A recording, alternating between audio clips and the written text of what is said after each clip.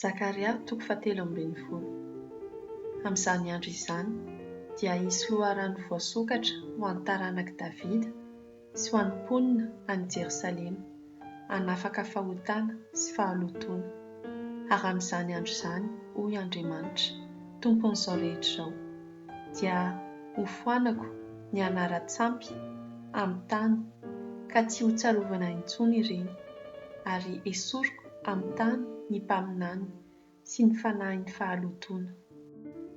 Ary raha mbola hisy aminany ny ray aman-dreniny izay niteraka azy dia hiteny aminy hoe: tsy ho velona ianao satria miteny lainga amin'ny anaran'ny Tompo.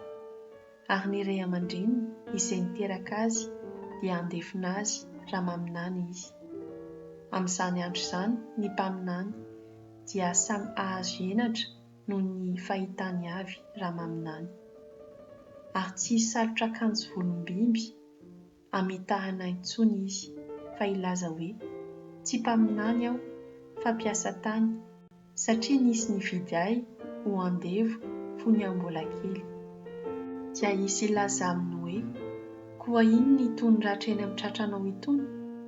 Dia ho valiany hoe: naratra tao an-tranon'ny sakaizako ireny.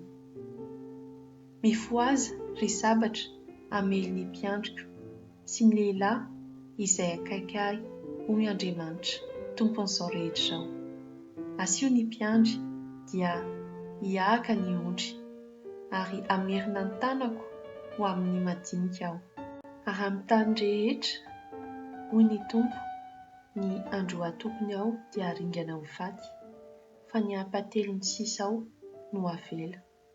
Ary hoentiko miditra amin'ny afo ny hampatelony, ary harendrika toy ny fandrendrika volafotsy izy, ary hizahako toetra toy ny fizahan-toetra ny volamena izy.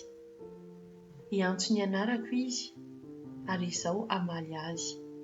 Izao hilaza hoe: oloko izy, ary izy hiteny hoe: ny Tompo no Andriamanitro.